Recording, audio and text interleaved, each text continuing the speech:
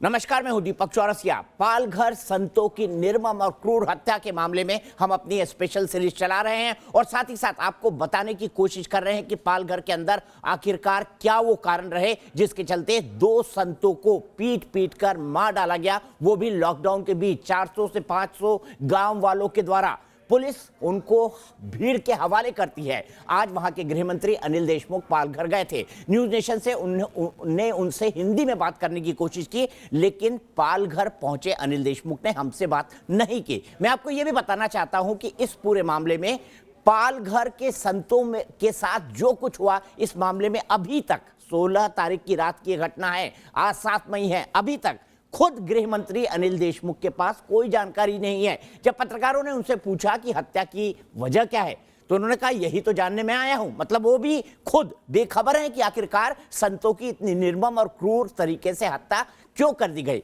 उनसे पूछा गया कि 5 पुलिस वालों को आपने सस्पेंड किया है, जबकि मौके पर तो और कई पुलिस वाले मौजूद थे। उन्होंने कहा इसकी भी मैं जानकारी लेने आया हूं कि क्या हुआ था। उनसे पूछा गया कि हत्या का कारण क्या है, तो उन्होंने कहा इसकी भी जानकारी में लेने आया हूं कि हत्या का कारण क्या है।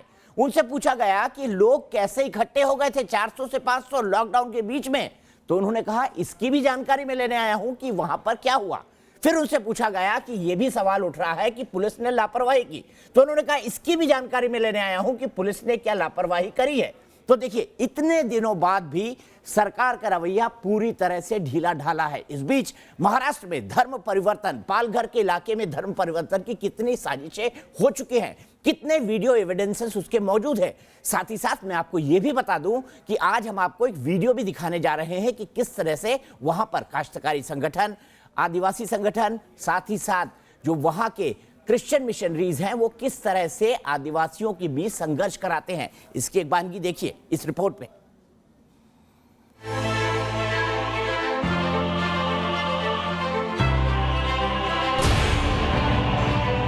क्या पालघर में हिंदू धर्म के खिलाफ नफरत के खेल के कारण हुई संतों की हत्या? हिंदू धर्म के बारे में ऐसी गलत बातें कहना, किसी को उसका ना उसके गरीबी का फायदा लेना, ये अच्छा नहीं लगता। इतना ही मुझे कहना है।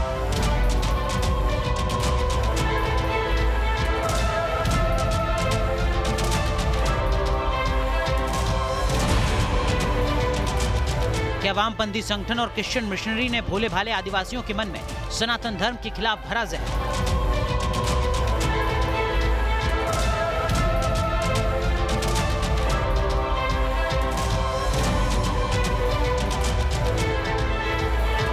कई महिलाओं को कहा कि आप कौन से गॉड को मानते हैं, ये गॉड है ही नहीं। और बोले कि आप ऐसे प्राणियों को गॉड कैसे मानते हैं, किस भगवान का मंकी का यानी बंदर का मुखवटा हो सकता है क्या?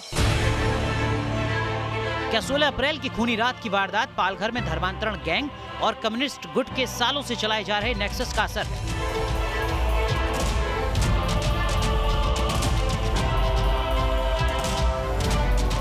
हिंदू धर्म के विरुद्ध में, या जो भारतीय आदि सनातन धर्म है उसके विरुद्ध में, या जो साधु संत हैं उसके विरुद्ध में बहुत ही सुचारू रूप से प्रचार किया जा रहा है।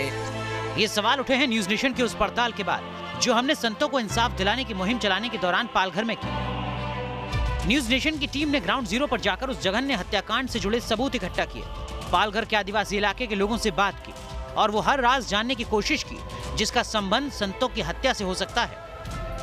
अपनी पड़ताल के दौरान इलाके के लोगों से बातचीत में हमें ये पता चला कि पालघर के आदिवासी बहुल इलाके में church, Christian missionary, communist group और काश्तकारी संगठन भोले भाले लोगों के मन में सनातन धर्म के खिलाफ जहर भरते हैं और उनके बीच आपस में झगड़ा कराकर धार्मिक वातावरण बिगाड़ने का काम कर रहे हैं। आप ऐसा कुछ लालच देके धर्म का काम करेंगे तो वो यीशु क्रिस्त को भी मानने नहीं होगा। प्रसार का स्वातंत्र तो भारत में सबको दिया है, लेकिन दूसरे धर्म के बारे में ऐसे गलत बातें फैलाना और लोगों को भड़काना, यह अच्छा नहीं है।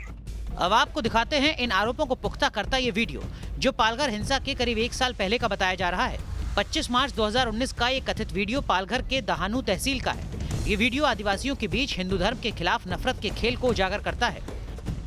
वीडियो में साफ सुना जा सकता है कि स्थानीय आदिवासी किस तरह मिशनरी के लोगों पर हिंदू धर्म के देवी देवताओं के बारे में अपशब्द बोलने पर आपत्ति जता रहे हैं। आरोप है कि मिशनरी के लोगों ने भगवान गणेश और हनुमान के बारे में अपशब्द कहे थे। आमच्याकडे या असे आम्हाला बोलले.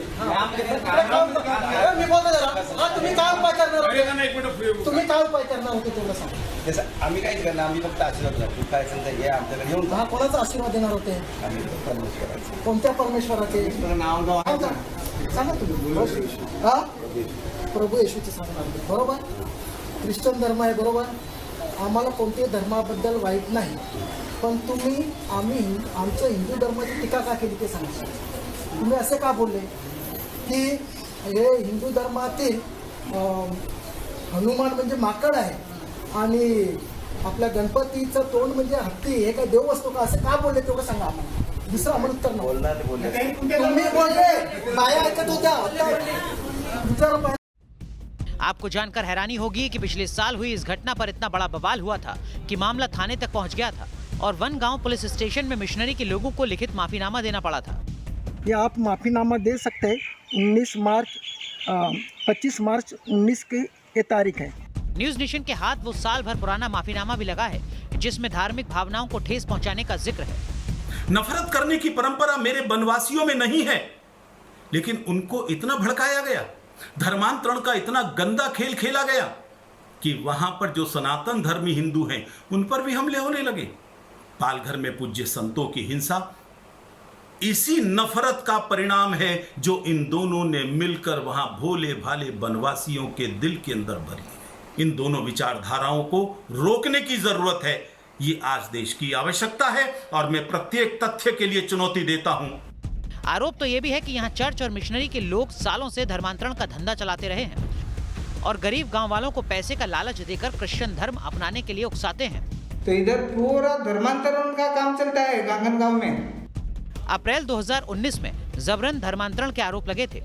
पुलिस ने पालघर इलाके से 6 लोगों को गिरफ्तार किया था. आरोपियों के खिलाफ धारा 295A और 34A के तहत मामला दर्ज किया गया था.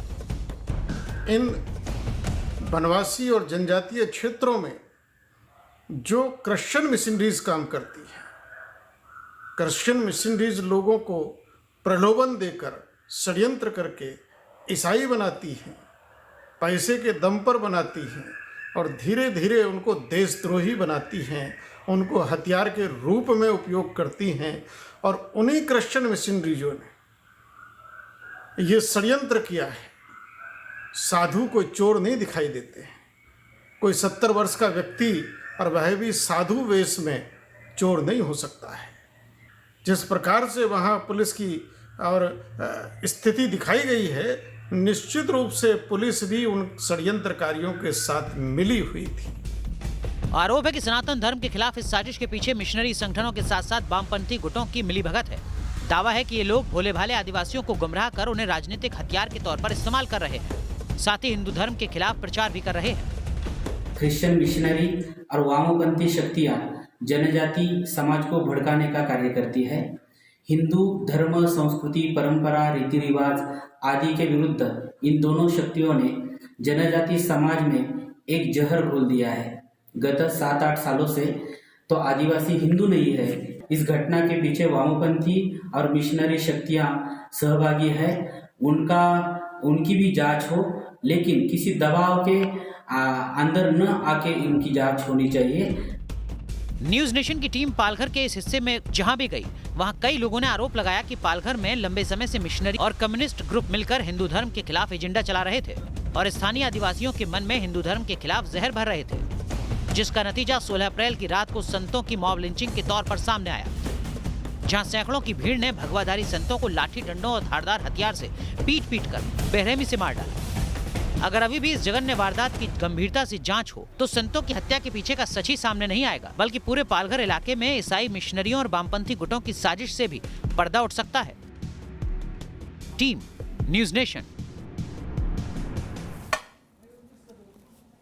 कोई कुछ भी कहे, लेकिन न्यूज नेशन लगातार इस मुद्दे पर 19 तारीख से हर एक दिन इन्वेस्टिगेशन कर रहा है और रोज नए नए खुलासे कर रहा है. आज का हमारा खुलासा है कि 2019 के अंदर 25 मार्च 2019 के अंदर हिंदू समाज ने बकायदा क्रिश्चियन मिशनरियों की शिकायत की थी और उसके बाद विरोध के बाद हमने आपको वो वीडियो भी दिखाया. विरोध के बाद माफीनामा लिखवाया गया था स्थानीय थाने के अंदर. ये क्या है क्या यह धर्म परिवर्तन का मामला नहीं है? डॉक्यूमेंटेड है पुलिस स्टेशन के अंदर। इसके अलावा अप्रैल 2019 में 6 लोगों को जबरन धर्म परिवर्तन के आरोप में इस इलाके में पालघर जिले में गिरफ्तार किया गया था स्थानीय गांवों के अंदर। यह क्या है? क्या यह षड्यंत्र नहीं हो सकता? क्या यह साजिश नहीं हो सकती? क्या इसीलिए मार डाला गया साधुओं को? इसी पर बात करने के लिए हमारे साथ मौजूद हैं विश्व हिंदू परिषद के राष्ट्रीय प्रवक्ता विनोद बंसल जी, जितेंद्रानंद सरस्वती जी हिंदू धर्मगुरु हैं।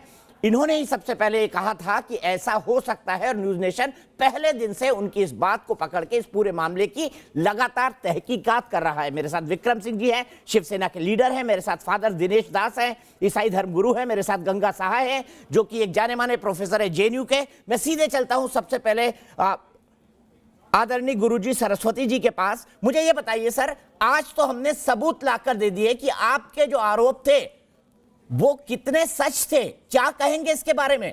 इस एंगल को पूरी तरह से जांच में इग्नोर क्यों किया जा रहा है?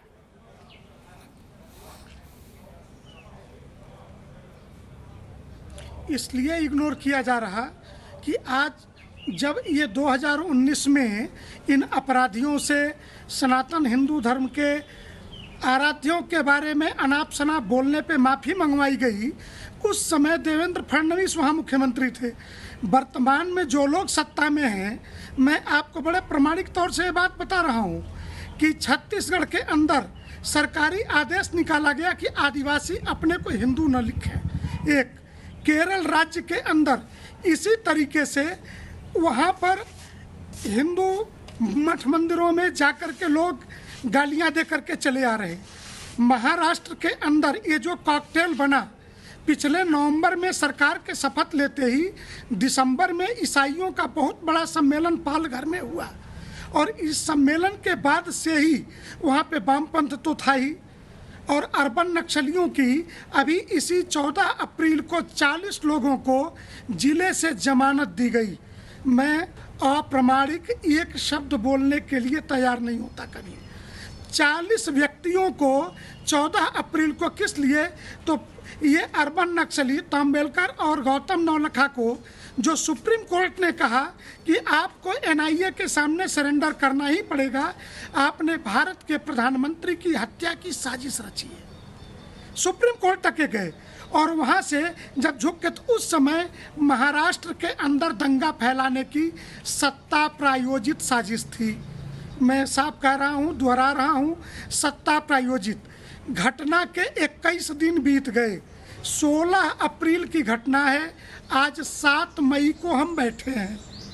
21 दिन बीतने के बाद अगर किसी प्रदेश का गृह मंत्री ये कहता हो कि हमें कुछ पता नहीं है कि क्या हुआ, और 22 मई को कोर्ट के अंदर, हाई कोर्ट मुंबई और सुप्रीम कोर्ट दिल्ली के अंदर दोनों जगह पे इनको कागज़ दाखिल करने हैं कि अब तक आपकी इंक्वायरी कहाँ तक पहुँची। मैं सिर्फ 2-3 बातें दीपक जी आपके माध्यम से, जो तथाकथित तार्किक लोग होंगे, कि 16 अप्रैल की रात 11 बजे हत्या होती है, 48 घंटे लग जाते हैं एफआईआर दर्ज करने में, और 20 अप्रैल को एफआईआर की कॉपी मिलती है 96 घंटे के बाद। क्या ये 48 घंटे एफआईआर दर्ज करने के दौरान सत्ता प्रायोजित दबाव और साजिश नहीं थी क्या कि कुछ और लोगों के नाम इसमें डाल दो, जिनके नाम ले करके ये कांग्रेस के लोग, ये शिवसेना, वामपंथी, ये कुछ बोल सके समाज के अंदर?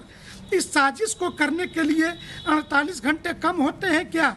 और जब हम कह रहे हैं कि सीबीआई को दीजिए, एनआईए को दीजिए, खैर अब तो हम ये कहने के लिए सुप्रीम कोर्ट, हाई कोर्ट दोनों जगहों पे गए हैं, जो वो कहेंगे वो हम मानेंगे। लेकिन एक प्रामाणिक बात, 2008 में सोनिया गांधी ने, मैं नाम लेके कह रहा हूँ, सोनिया गांधी ने सार्वजनिक बयान में ये कहा था कि मैं हिंदुस्तान से हिंदू धर्म गुरुओं के प्रति जो श्रद्धा है इसको मिटा कर रहूँगी। किसके बिना पर कहा था? 2009-10 में जब पोप जॉन पॉल का, रोमन कैथोलिक चर्च के सर्वोच्च मुखिया का भारत दौरा हुआ, तो उसने कहा कि 21वीं सदी जो होगी वो एशिया के लिए ईसाई सदी होगी, हम यहाँ पर्याप्त धन लगाएंगे। तो क्या ये धन धर्मांतरण के काम में ही तो लगाने के लिए?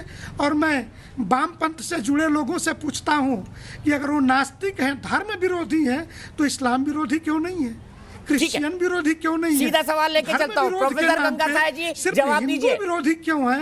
भारत को उनकी जड़ों से काटने का काम क्यों करते? प्रोफेसर ये गंगा साय जी, कॉकटेल जवाब है। दीजिए। ये कॉकटेल है इनका।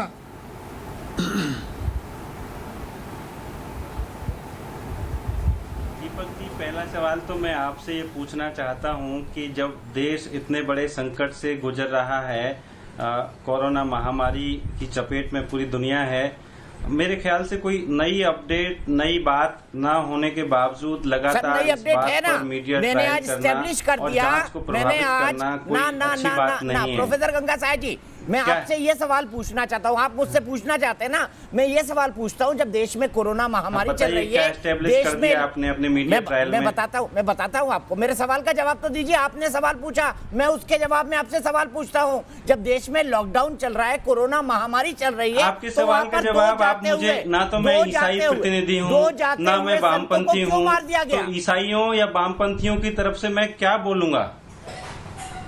नहीं, मैं ये पूछ रहा हूँ आपसे, आप कह रहे दोनों हैं संतों कि मैं की गलत काम कर रहा हूँ, आप बहुत मुझे बताइए। निंदनीय है, लेकिन मैं कह रहा हूँ आप उसकी, क्या दो संतों की निर्मम और क्रूर तरीके से हत्या हो जाती ट्रायल है? कर रहे हैं, आपने उस दिन भी इस बात को नहीं माना, आज भी आप नहीं मान रहे। हमें जांच पर भरोसा करना चाहिए, जांच के लिए दबाव बनाना चाहिए, लेकिन हम किसी को दोषी साबित करें, निर्दोष साबित करें। जांच पे भरोसा करें? सरकार की किसी एजेंसी पे तो आपको भरोसा होगा। मैं कह रहा हूँ सीबीआई पे आपको भरोसा हो, एनआईए पे भरोसा हो, किसी पे तो भरोसा करिए आप। और जो आप सवाल मुझसे पूछ रहे हैं, मैं ईसाइयों की तरफ से थोड़ी बोल रहा हूँ। कोई बात नहीं, मैं फादर दिनेश दास जी के पास चलता हूँ। दिनेश दास जी, ये गठबंधन क्यों? दिनेश दास जी, ये गठबंधन क्यों? फादर दिनेश दास, ठीक है प्रोफेसर साहब, पॉइंट वेल टेकन। बताइए फादर दिनेश दास, ये क्यों? देखिए, अगर सबको चुप कराएंगे तो मैं जरूर बोलूंगा। प्रोफेसर साहब चुप हो गए, अगर बोलने का मौका देंगे और ये सब चुप रहेंगे तो मैं जरूर बोलूंगा। जी बोलिए फादर दास। दीपक चौरसिया जी, दीपक जी, सबसे पहली बात, संत किसी धर्म का नहीं होता, संत किसी जाति का नहीं होता, संत देश का होता है, और उसके लिए हर एक मनुष्य चाहे कोई भी हो वो एक समान होता है। अगर संतों की हत्या हुई है तो मैं ये कहता हूं किसी मनुष्य की हत्या नहीं, संत की हत्या नहीं, मानवता की हत्या हुई है, और इसकी हम निंदा करते हैं, भरसक निंदा करते हैं, और जितने भी अपराधी हैं उनको कठोर से कठोर दंड मिले इसकी मांग करते हैं। अभी 100 लोग रही पकड़े दूसरी गए, बात, 300 ये कहा जा अभी, रहा है 21 दिन बाद भी। हाँ, पकड़े गए हैं, उन सबको कठोर से कठोर दंड मिलना चाहिए। 300 घूम रहे हैं, जमानत कष्टकारी नहीं घूम रहे हैं तो उनको पकड़ने का काम कौन करेगा? दीपक जी, कौन करेगा? आप बड़ा प्रयास कर रहे हैं, 16 तारीख से आप निरंतर प्रयास कर रहे हैं, आपका प्रयास सराहनीय है, आपका प्रयास बहुत सराहनीय है। आपने प्रयास किया है जो निर्दोष लोग हैं उनकी हत्या की जाए। रही धर्म की बात, जो एक लगाया जा रहा है, हमारे ऊपर प्रसन्न चिन्ह लगाया जा रहा है कि हम वहां पर धर्म परिवर्तन कराते हैं। आपको मैं एक बात बता देना चाहता हूं, मसीह लोग किसी भी धर्म परिवर्तन में संलिप्त नहीं है, और जो आपने दिखाए हैं, जितने आपने डॉक्यूमेंट्स दिखाए हैं, जितने चलचित्र दिखाए हैं, वो लोग हैं जो अपने निजी स्वार्थ के लिए, निजी स्वार्थ के लिए, बोलने दीजिए, जब आप बोलेंगे मैं सुनूंगा। देश के अंदर जब मैं आप बोलेंगे मैं सुनूंगा। आप बिल्कुल गलत कह रहे हैं, नहीं आता, आप मेरे को बोलने दीजिए, या फिर उसको आप वहां पर जाकर गुरुजी खत्म कर लेने देते, गुरुजी फादर को कंप्लीट कर लेने देते, ये बोले कि ये हो रहा है, वो हो रहा है, उससे कम नहीं चलेगा। 30 सेकंड और भाई, मैं तो स्थापित कर चुका हूँ, लालच के अंदर कर रहे हैं, पर भगवान ईसा मसीह का नाम लिया जा रहा है, धर्म परिवर्तन करा रहे हैं, वो किसी भी धर्म से संबंधित नहीं है। हाँ, वो किसी भी धर्म से संबंधित नहीं है। ये और जो भड़क रहे हैं वो भी किसी धर्म से सबूत दिखा दिया तो आप कह रहे हैं किसी भी धर्म से संबंधित नहीं है। ये कौन सा आर्गुमेंट हुआ? विनोद बंसल जी, वो ना समझ लोग नहीं है। समझ है उनके पास। क्या सबूत और दिखाएं जो जरा? दिनेश अगर जी, अधर्म सुनिए, के काम मेरी कर बारी रहे है। हैं, हमारे पास आप बीच कानून में है, बोलिए। सरकार है, दिनेश सब चीजें जी, हैं, सुनिए। आपको उसके अंतर्गत फादर, अब आपको रुकना होगा। विनोद बंसल जी का मौका है, फिर हाँ, मैं गुप्ता जी के सुनाइए। पास जाऊंगा, सिंह साहब के पास जाऊंगा। देखिए, न्यूज नेशन ने सार्वजनिक रूप से पूरे देश के सामने एक ऐसे तथ्य रखे हैं जिसको झुटला नहीं सकते। इसके बावजूद भी ये कह रहे हैं कि भाई हमने कुछ नहीं किया, ईसाइयों ने कुछ नहीं किया, चर्च ने कुछ नहीं किया। अरे भाई, कमाल की बात है। जो तथ्यों को नकारता है वो व्यक्ति क्या बोला जाता है उसको, मैं कहना नहीं चाहता। लेकिन ये मुझे बताइए, त्रिपुरा में शांति काली जी की हत्या किसने की? क्या चर्च ने नहीं की? क्या कंधमाल में जो उड़ीसा में है उसमें स्वामी लक्ष्मण सरस्वती की हत्या क्या चर्च ने नहीं की? उसमें षड्यंत्रकारी जो सजा भोग रहे हैं वो क्या सारे के सारे चर्च प्रायोजित ईसाई है कि नहीं है वो? और आखिरकार ये जो पालघर में जो घटना घटी है, वो जो आदिवासी, वो जो वनवासी क्षेत्र है, वो वनवासी क्षेत्र में क्या ईसाई गतिविधियां इस चरम पर नहीं है क्या, जिसके कारण जो है ये 200 से ज्यादा लोगों की भीड़ जो है रात के आधी रात को 400 विनोद बंसल जी, 400। हाँ, 200, मैं वही कर 200 400 करते हैं। FIR में 400 लिखा हुआ है। सही हाँ, से देखिए, गिनती बात का ये पता है कि कीजिए। सैकड़ों की संख्या में ये भीड़ जो है अर्धरात्रि को एक ऐसे गांव में एकत्र होती है जो गांव रात को लगभग 6-7 बजे 8 बजे तक सो जाता है। आप मुझे बताइए वो लोग कहां से आए, और वो भी पर्टिकुलरली तब जबकि लॉकडाउन था। लॉकडाउन में क्या उनके पास ये आप बताइए वो कहां से आए, ये आपको बताना होगा, ये आपकी सरकार को बताना होगा, ये वहां की प्रादेशिक सरकार को बताना होगा। ये बात आप मुझसे नहीं पूछ सकते। फादर दास प्लीज सुन लीजिए, मैंने आपको पूरा मौका दिया। विनोद बंसल जी कंक्लूड करिए, फादर दास को सुनने दीजिए। विनोद बंसल जी, दीपक जी, चिल्लाने का शुक्रिया। इनको शर्म आनी चाहिए। मुझे बताइए, आखिरकार वो जो 400 से ज्यादा की भीड़ जो थी वो सशस्त्र पुलिस बल के सामने ये नंगा नाच कैसे कर पाई? ठीक है विनोद बंसल जी, मैं एक स्टेटमेंट आपको और सुनवाऊंगा। मैं आपको एक वहां के सनातन धर्म के कार्यकर्ता का स्टेटमेंट और सुनवाऊंगा, जो क्या कहता है, वहां पर क्या प्रचार किया जाता है, कुछ वहां पर मिशनरियों द्वारा क्या प्रचार किया जाता है वो भी सुनाऊंगा। गुप्ता सिंह साहब से, विक्रम सिंह से मुझे पूछना है कि 21 दिन बाद गृह मंत्री हर सवाल के जवाब में ये क्यों कह रहे हैं, यही जानकारी लेने तो आया हूं ब्रेक के बाद।